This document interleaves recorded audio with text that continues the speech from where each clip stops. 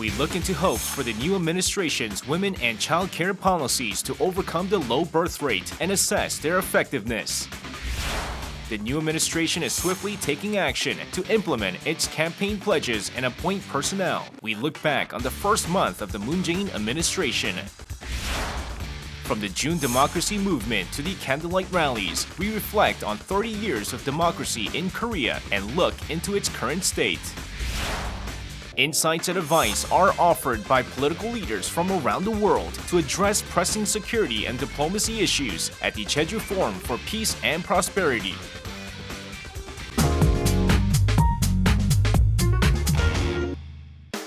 The Moon Jae-in administration is actively employing female personnel. As such, anticipation is growing regarding the government's women's policies. We look into President Moon Jae-in's policies for women and child rearing.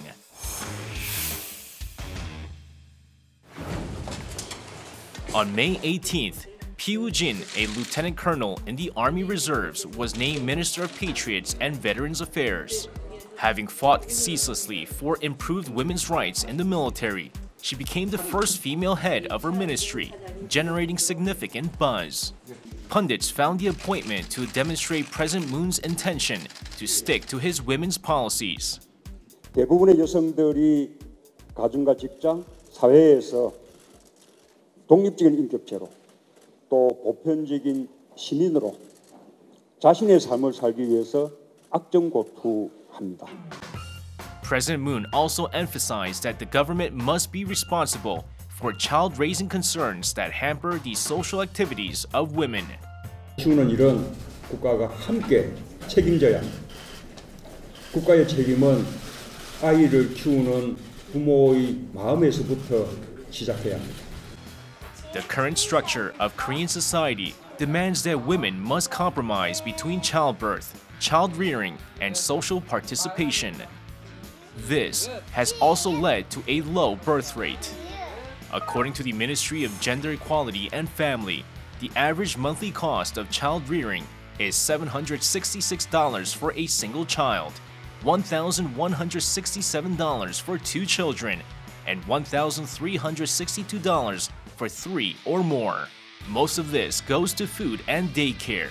The biggest problem is that it's hard to find a place to look after a child during one's work hours.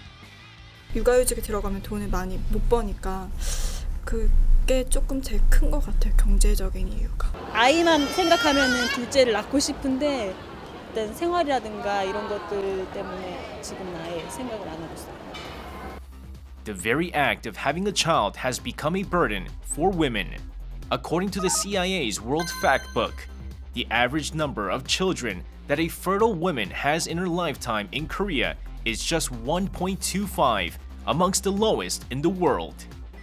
President Moon recently announced that he would increase the ratio of public preschools to 40% within his term, and that the central government would be responsible for the national child care budget. 공립과 사립이 함께 살아나는 대법을 찾겠습니다.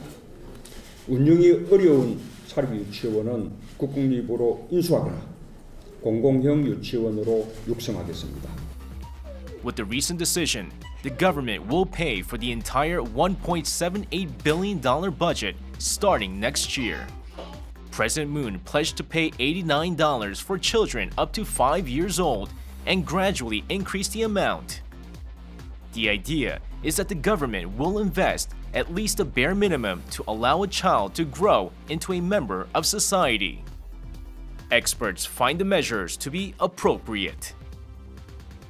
월 10만 원 정도만 준다고 해도 2조 이상의 돈이 소요되고, 그다음에 육아휴직 급여를 또 확대한다든지 또 국공립 보육시설을 확대한다든지 굉장히 많은 공약들이 다 예산이 수반되는 것이어서 누리과정의 문제에 국한되는 것이 아니라 과연 이런 예산들을 이제 구체적으로 어떻게 마련해서 약속했던 그런 공약들을 실천할 것인지, 이게 이제 큰 과제인 것 같습니다.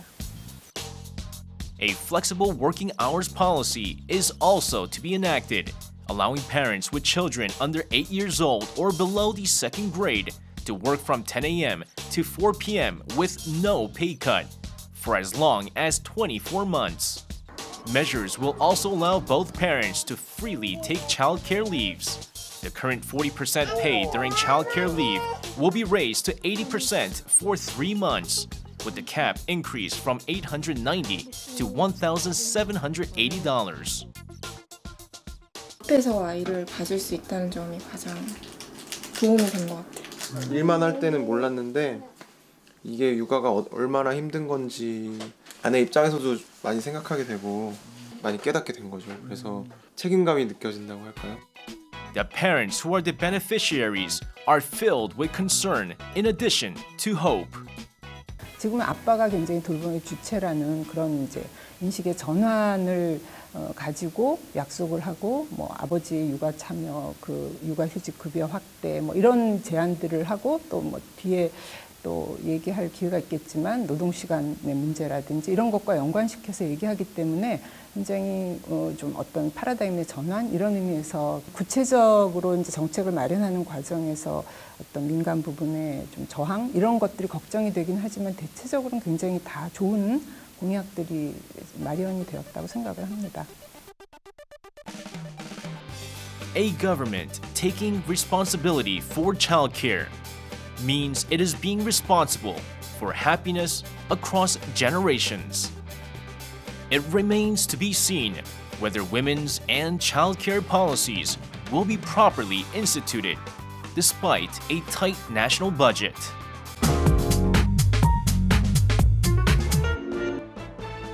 It has been a month since President Moon Jae-in's inauguration. The new administration has swiftly begun carrying out its pledges throughout state affairs, including the economy, diplomacy, and prosecutorial reform. We look back at President Moon Jae-in's first month and the significance it carries. 오늘부터 나라를 나라답게 만드는 대통령이 되겠습니다. 구시대의 잘못된 관행과 과감히 결별하겠습니다. President Moon Jae-in promised to build a new nation. What specifically is the worthy nation, which he cited as a campaign slogan? 지금까지 어떤 그 우리나라가 운영되면서 어떤 잘못된 제도가 있을 거 아니겠습니까? 뭐 그런 것들을 바로잡는다는 의미로 해석을 하고 있고요. 뭐 그런 의미에서 이렇게 잘못된 어떤 관행, 제도 이런 거를 바꿔서 시스템을 개혁하는 뭐 그렇게 되는 것이 적폐청산이라고 보고 그렇게 되면 뭐 나라가 되지 않을까 생각을 하고 있습니다. The public, seeing the need for a major reform, formed a wide consensus with the president's determination to address deep-rooted problems. To facilitate state affairs, President Moon began with swift and revolutionary personnel appointments. President Moon had especially promised greater responsibility given to the Prime Minister, and there was great interest in who his appointee would be. On June 3rd, after some conflict with opposition parties at the parliamentary hearings, Lee Nak-yeon took office as the Prime Minister. Prime Minister Lee defined his role as one which should focus on on-site livelihoods of the people and cooperative action. 청와대 내부는 본인이 추진하고자 하는 개혁 과제를 잘 추진할 수 있는 젊고 활동력 있고 개혁적인 성향의 사람들을 포진시키고 강요들은 각 당의 의견도 듣고 또 탕평책을 쓸 수 있는 그런 이미지가 강한 인사들을 강요로 임용을 해서 두 트랙을 함께 활용해서 정부의 어떤 국정 동력을 차질 없이 국정 운영을 정부의 국정 운영을 차질 없이 진행하려는 그런 의도가 이번 인사에서 보여진다고 볼 수 있고. The Moon Jae-in administration also laid the groundwork for prosecutorial reform. Law scholar and Professor Cho Guk, who has argued for reform of the prosecutor's office, was appointed senior presidential secretary for civil affairs. This signaled reform for a prosecution unswayed by politics. Prosecutor Yoon Suk-yeol, who received widespread public support during investigations into the previous administration's corruption, was appointed chief of the Seoul Central District Prosecutor's Office to kick off reform efforts. 검찰이 마음대로 기소하고 기소 안 하고 결정하는 게 아니라 국민이 주축이 된 배심원들이 모여가지고 그 검찰이 내놓은 증거를 보니까 이건 기소해야겠다, 아니면 기소하지 말아야겠다, 이 결정할 수 있는 그런 권한을 국민들에게 줘야 됩니다. 돌려줘야 됩니다, 이게. 그러니까 그러면서 입법화, 국민의 통제를 받는 조직, 이런 것이 아주 중요하다고 생각합니다. Internationally, efforts were made to restore ties with neighboring countries. Diplomatic policies which had gone against public opinion were also normalized. Meanwhile, North Korea launched its missiles 3 times to provoke the new government. President Moon swiftly called for meetings of the National Security Council and responded sternly. Making clear his intention to cooperate with neighbors such as Japan and the US for the denuclearization of North Korea, he is focusing efforts on strong national defense and security. In response to irregularities in the reporting system regarding the THAAD deployment, he ordered an accurate investigation into major diplomatic and security-related figures of the previous administration. Reforming Jebar, or family-owned conglomerates, is a key agenda of President Moon's economic policies, known as J-nomics. The goal is to overcome the economic crisis by forming a fair market system. He named Professor Kim Sang-jo, nicknamed the Jebar Sniper, to lead Fair Trade Commission, but was blocked by the opposition parties. Attention is gathering on how the administration will carry out its economic reforms. In the economic sector, President Moon cited job creation as the foremost task in state affairs. His view is that jobs constitute both growth and welfare. As his first act in office, President Moon Jae-in ordered the formation of a presidential committee for job creation. He announced an era of 0 temporary positions and is focusing on creating jobs while converting temporary positions into permanent ones in the public sector. The public has demonstrated an 78.1% on June 5th for the Moon Jae-in government's management of state affairs. 대통령 말씀대로 상식이 되는 나라가 되는 것 같아서 저는 긍정적인 평가를 해주고 싶습니다. 이전 대통령에 대해서 저희가 느낀 그런 실망 같은 게 있었잖아요. 그런 부분을 해소하는 행보를 많이 보이고 있다고 생각을 하고 있고, 또 외교적으로도 굉장히 노력을 하고 있기 때문에 기대가 크고 앞으로도 긍정적일 거라고 예상을 하고 있습니다. Having passed the test presented by the public, President Moon Jae-in has completed his first month in office. Anticipation is rising for specific policies and measures to enact them.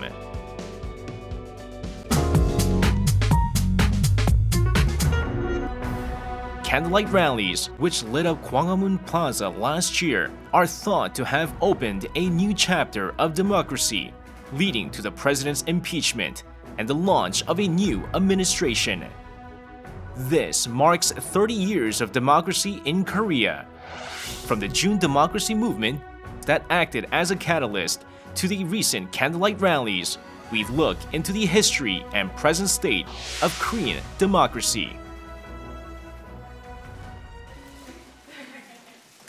The Korea Democracy Foundation is located in Seoul's Jongno-gu district. Foreign visitors can be seen here, where Korea's democratization movements are celebrated and widely publicized. They are students and professors who have come from the US to learn more about Korea's democracy, which was widely covered by foreign media.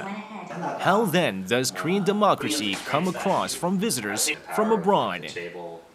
I think the movement of Korea shows this kind of sustained, unbeatable, kind of courageous power of people through many, many decades to constantly, claim their human rights and claim their dignity. The visitors say that they were deeply impressed by the candlelight rallies. And so it's really incredible to see all of these people coming together for one cause to bring down somebody that they believe was out of touch with the lifestyle of the average person. In response to the Chosunsil corruption scandal, on October 29th, the people of Korea poured out to the streets with candles in hand. Foreign media were amazed that the rallies were peaceful with no violent outbreaks, despite the large number of participants. 시민들이 이성적인 참여에 의해서, 토론에 의해서 스스로 평화적인 방법을 선택하고 또 민족 제도에 의해서 민주주의를 발전시켰다는 것들은 대단히 한국 민주주의뿐만 아니라 세계 민주주의에 있어서도 길에 남을 만한 어떤 그런 민주주의 운동이 아닌가. Democracy in Korea can be traced back to 30 years ago. It was through the June Democracy Movement which swept through the nation from June 10 to 29, 1987 against the dictatorial government. When the June Democracy Movement was a continuation of the desperate attempts to establish democracy in modern Korean history, following the April 19th and May 18th movements. 그 이전에도 4.19나 5.18이 있었지만 그것이 지금 현대 민주주의로까지 직접적으로 이어지진 않았고요. 물론 많은 영감을 줬지만 그런 의미에서 6월 항쟁은 지금 한국 민주주의가 발닫고 있는 출발점이라고 볼 수 있습니다. What was the social situation like in 1987 when the June Democracy Movement took place?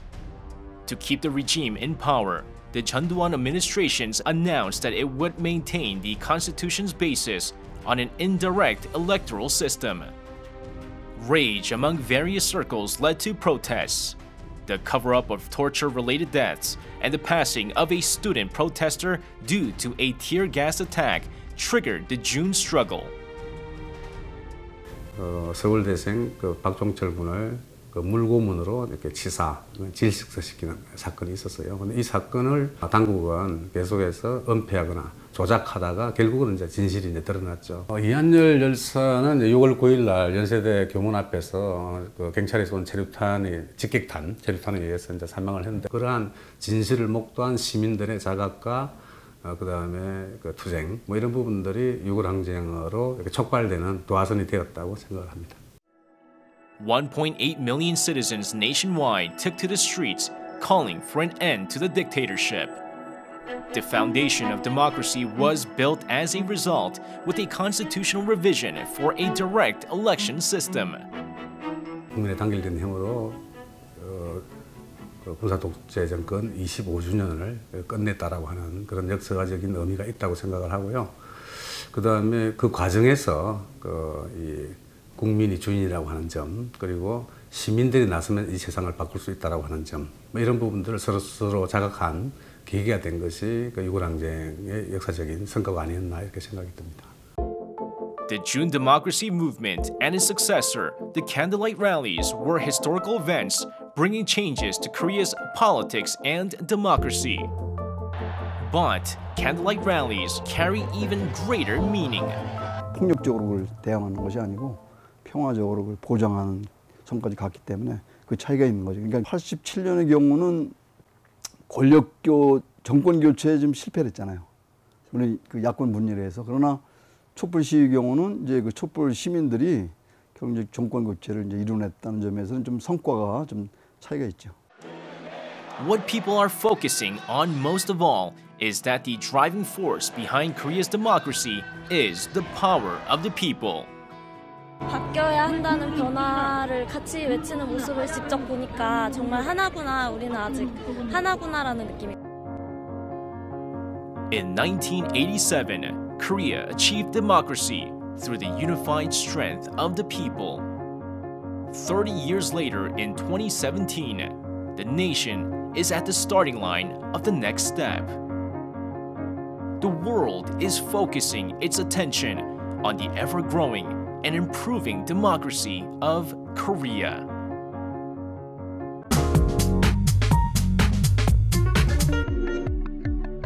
The 12th Jeju Forum for Peace and Prosperity took place for 3 days starting on May 31st. Sharing a common vision for Asia's future was the theme of the latest forum. Active debate unfolded over the various challenges that are facing the international community. What did the world's preeminent scholars present as their message for global peace? 한반도의 영구적인 평화와 번영을 위한 완전히 새로운 구상, 담대한 실천을 시작할 것입니다. 국제사회와 협력하겠습니다. 미국, 중국 등 관련국들과 함께 북한을 설득하고 압박하여 대화의 장으로 이끌고 북핵 문제 해결과 남북 및 북미 관계 개선을 함께 이뤄내겠습니다. The latest Jeju Forum was the largest ever. 5,500 people from 81 countries participated, including global leaders and experts in various fields. 한반도 평화 정착을 위한 우리의 노력을 실현하기 위해서 제주 포럼을 열기 시작했습니다. 그러다 그 후에 2005년에 제주도가 세계 평화의 섬으로 지정되면서 그 세계 평화의 섬 제주도를 만들기 위한 실천 사업의 하나로 제주 평화 포럼을 지속적으로 열기로 했습니다. Befitting the theme of sharing a common vision for Asia's future, pressing diplomatic issues such as the North Korea policies of South Korea, the US, China, and Japan, obstacles in Korea-China relations, and suppressing nuclear competition in Asia accounted for over 50% of discussions. 테러리즘, 또 환경 문제, 기후 환경 문제, 또 핵 에너지 문제와 같은 동시에 또 역사 왜곡, 또 영토 분쟁, 또 민족주의와 같은 문제로 인한 그 갈등이 아시아에서 지금 증폭되고 있습니다. 그래서 이러한 지금의 불확실한 상황을 극복하기 위해서 아시아 국가들이 비전을 같이 공유하는 것이 필요하다는 그런 배경에서 이번 그 주제를 선택했습니다. With North Korea continuing its missile provocations, serious discussions unfolded regarding the future of the second nuclear era and the freezing of Pyongyang's nuclear program. The nonprofit Asia-Pacific Leadership Network for Nuclear Non-Proliferation and Disarmament, comprised of current and former politicians, government officials, and scholars from 16 Asia-Pacific nations, issued a joint statement. The APLN's stance is that dialogue is the only way to solve the nuclear issue on the Korean Peninsula, not a preemptive military strike. I think for any successful outcome or strategy, we have to combine pressure and engagement. We are threatening them with sanctions, but what will they gain if they agree to what we are demanding? So in return, what is it we can offer them? What is it they want out of discussions? And we have to explore that. Discussions also took place regarding Korea-China relations, which have recently chilled due to the issue of the THAAD missile defense system's deployment, brought about by North Korea's nuclear provocations. Diplomacy scholars from both countries earnestly sought to find a solution, but it was not easy to reach a compromise. However, there was a consensus that effective measures from Korea and China are needed to promote peace and economic cooperation from Northeast Asia. 사실 한중 양국은 상호 간에 굉장히 그 인적 물적 관계라든가 아주 깊은 그런 그 관계를 가지고 있기 때문에 하루빨리 이런 긴장된 관계를 정상화해야 됩니다. 역시 기존 그런 여러 가지 대화 채널을 충분히 가동을 하고 또 민간 레벨에서도 어떤 그런 서로 소통을 강화해서 양국 관계를 빨리 정상화 궤도로 올려놓는 수밖에 없다고 생각을 합니다. Also on hand were venues to discuss the role of middle power nations. Korea, Australia, Indonesia, and Singapore, affiliated with MICTA, a middle power cooperative group, agreed that middle powers will be key in determining Asia's future. On the whole, the Asia-Pacific region has been peaceful, but having said that, I think there are a number of challenges in our region. The problem or the challenge of trust deficit, the challenge and the problem of territorial disputes, the challenge of geopolitical shifts. So I think countries like Korea, like Indonesia, and other countries like those two countries can contribute for example, in ensuring that territorial disputes are properly managed, tensions are managed, and crisis prevention and crisis management modalities are promoted. In the 2017 Leaders Session, here, Participants agreed that active cooperation is needed in the fields of cultural commerce and economic collaboration.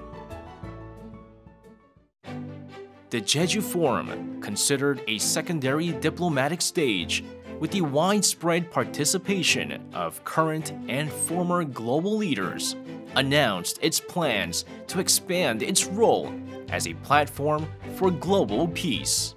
The forum is staking its role as a venue to discuss international peace.